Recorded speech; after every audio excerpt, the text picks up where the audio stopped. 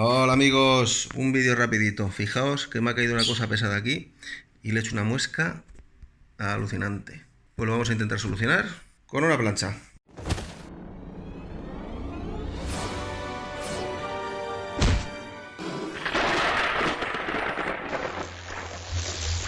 Pues lo vamos a intentar solucionar con una plancha. Un poquito de agua, mojamos bien aquí,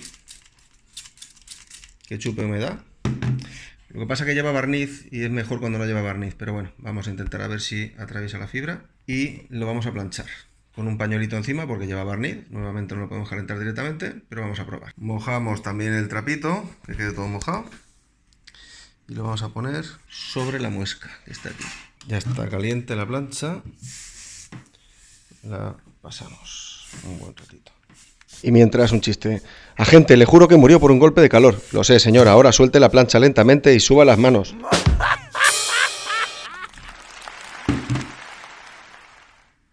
Fijaos, ha subido bastante. Sí. Se ha mejorado bastante. Pero todavía queda un poquito. Vamos a dar un poquito más de agua.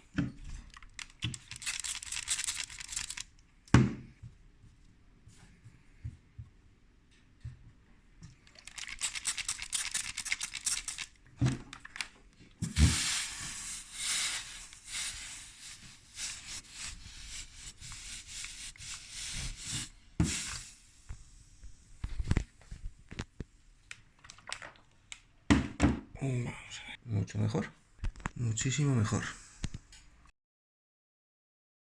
Queda un poquito todavía, pero no le vamos a dar todavía más agua.